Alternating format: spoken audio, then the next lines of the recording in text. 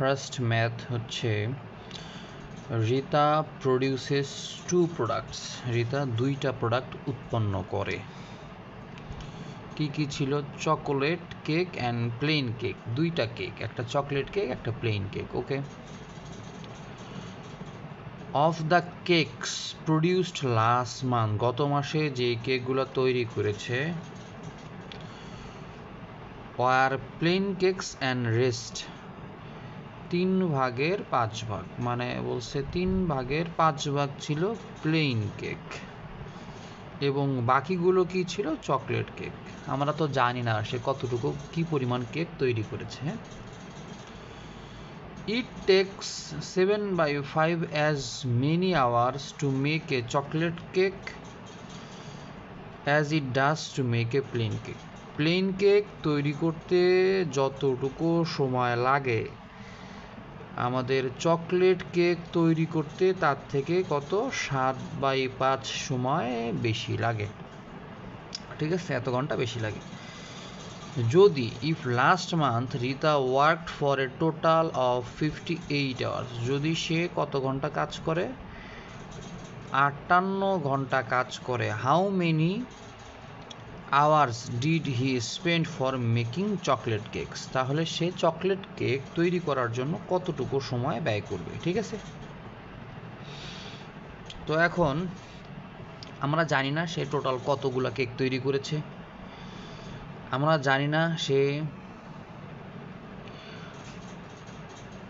কতগুলো chocolate cake বা কতগুলো প্লেন কেক তৈরি করেছে। সেই দিক থেকে আমরা কি বলতে পারি?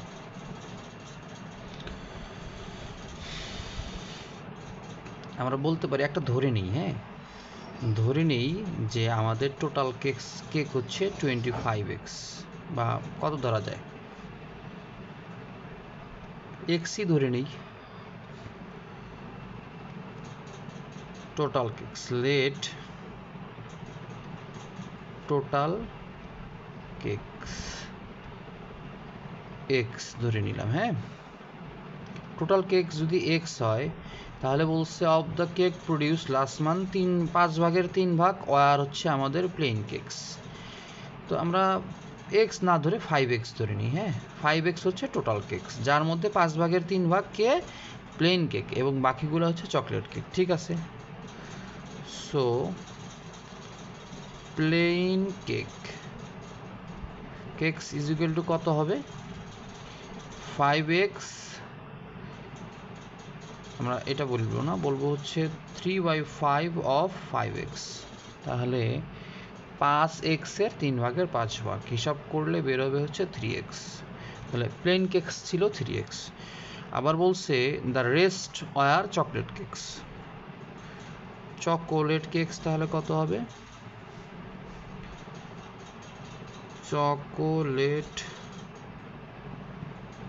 কেকস হবে হচ্ছে 5x minus 3x is equal to 2x। এখন একটা এখানে কি বলছে? Two make a plain cake, একটা প্লেন কেক তৈরি করতে যেই সময় লাগবে আমাদের হচ্ছে কি বলছে এখানে? 7/5 টাইম বেশি লাগবে কার? চকলেট কেক তৈরি করতে। ঠিক আছে, 7/5 টাইম বেশি লাগবে কার? চকলেট কেক তৈরি করতে। তাহলে চিন্তা করেন, একটা চকলেট কেক তৈরি করতে আমাদের যা সময় লাগবে ঠিক একটা প্লেন কেক তৈরি করতে যেই সময়টা লাগবে একটা চকলেট কেক তৈরি করতে তার 7 ভাগের 5 ভাগ সময় লাগবে। এখন তো আমরা জানি না যে সময়টা কতটুকু লাগতে পারে। ঠিক আছে, তো এখন কি করতে পারি?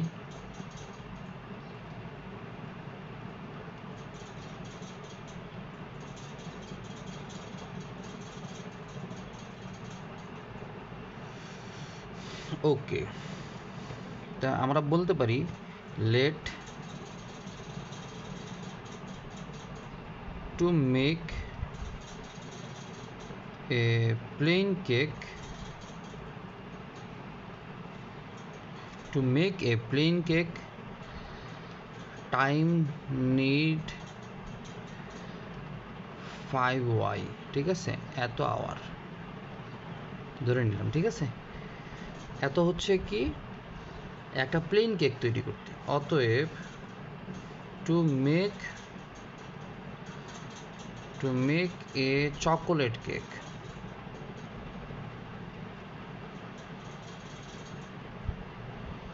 টাইম নিড কতটুকু টাইম লাগবে? আমাদের টাইম লাগবে হচ্ছে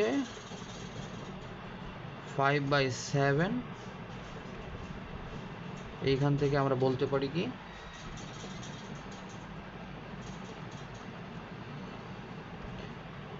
অফ 5y এত আওয়ার, ঠিক আছে? তো এটা ক্যালকুলেশন করলে 7y, বুঝতে পেরেছেন? তাহলে 5y আর 7y। এখন চিন্তা করেন, এখন আমাদের চিন্তা করার বিষয় হচ্ছে যে লাস্ট মান্থ, গত মাসে Rita work for total 58 hours. গত মাসে সে টোটাল 58 ঘন্টা কাজ করেছে। তাহলে say how many time hours she spend for making chocolate cake, chocolate cake তৈরি করতে সে কতটুকু সময় ব্যয় করবে সেটা আমাদেরকে বের করতে বলছে, ঠিক আছে? তাহলে একটু খেয়াল করি। সো আমরা বলতে পারি যে এটা হচ্ছে একটা প্লেন কেক তৈরি করার সময়,